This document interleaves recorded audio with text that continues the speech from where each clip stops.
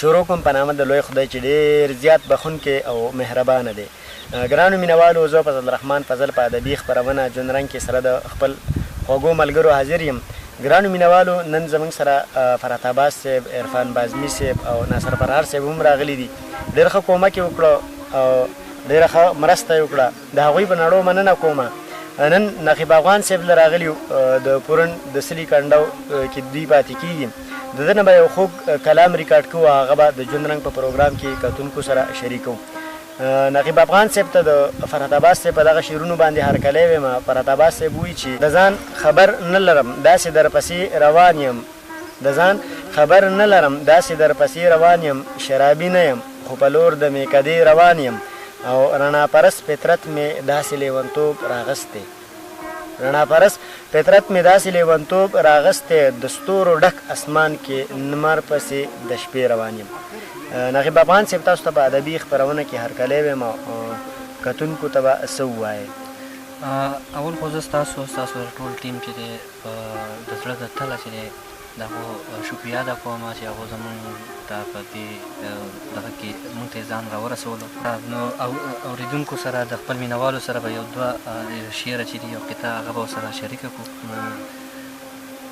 زیړ مازدیګر او د سیند غاړه زه او ته، زیړ مازدیګر او د سیند غاړه زه او ته، ناست چې به وو هلته کې دواړه زه او ته، خوشې میرې وې بیابان وې هېڅوک نه وې، خوشې میرې وې بیابان وې هېڅوک نه وې، هېڅوک نه وې، خوشې میرې وې بیابان وې او هېڅوک نه وې، بس ګرځېدې په دغه شاړه زه او ته.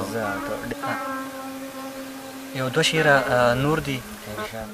څه په انداز او څه په چل غواړمه، زړه د جانانه په بدل غواړمه، په بدل غواړمه، او پیرزو مې نشي په بې ننګه خلکو، پیرزو مې نشي په بې ننګه خلکو، په خپله خاوره کې واک خپل غواړم، ډېر ښکلی، په خپله خاوره کې واک خپل غواړم.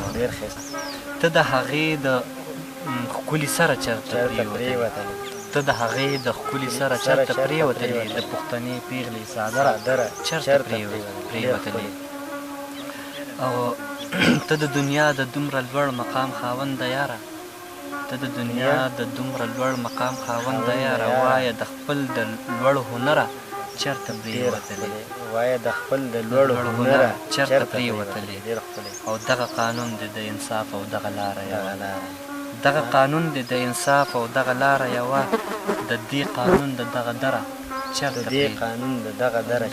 چېرته پرېوتلې، او تا ته خو نازو په ځوانۍ او په دې وړو کې ژوندون، تا ته خو نازو په ځوانۍ او په دې وړو کې ژوندون، د ګل غوټۍ شبنم سهره چېرته پرېوتلې. ډېره مننه. او بل شعر دی چې تا چې به درد کولو ما ته به هغه یادېده، تا چې به درد کولو ما ته به هغه یادېده، زخمه زما د غوڅ ځیګره چېرته پرېوتلې. ډېر ښکلې. پښتنو پیغلو یو اواز کې دا ناره وکړله، پښتنو پیغلو یو اواز کې دا ناره وکړله، د ملکنډ د غره د سره چېرته دا راته بیا ووایه. ډېر ښکلې. پښتنو پیغلو یو اواز کې دا ناره وکړله، پښتنو پیغلو یو اواز کې دا ناره وکړله، د ملکنډ د غره د سره چېرته پرېوتلې. او اخري شعر دی چې اوس به افغان د اواز واوري او راوبوځي، اوس به افغان د اواز واوري او راوبوځي، منګي مات نشي د سره چېرته پرېوتلې. ډېر ښکلې، ډېر ښایسته. بل یو غزل دی چې سره دوپټه او سور کمیس یې کړی، سره دوپټه او سور کمیس یې کړی، هغه دې ولیدله لاړه جینۍ، هغه دې ولیدله لاړه جینۍ، دا د حکمت نه خالي نه ښکارېږي، دا د حکمت نه خالي نه ښکارېږي، په کوم انداز چې د ولاړه جینۍ، او له چا یې ویره ترهه هم نه کېږي، له چا یې ویره ترهه هم نه کېږي، سم د طوفان سمه جاپاړه جینۍ. ډېره مننه. زما دې نه منله ودې کړله، زما دې نه منله ودې کړله، اوس دې په کړو باندې جاړه جینۍ، ډېره ښکلې. زما د زړه پر هر زما د زړه د پر هرونو ټوټې زما د زړه د پرهرونو ټوټې په خپلو زلفو کې رانغاړه جینۍ ډېره مننه. او راته په مخ کې غلې مه ودرېږه زړه کې دې څه دي رانه غواړه جینۍ. ډېره مننه.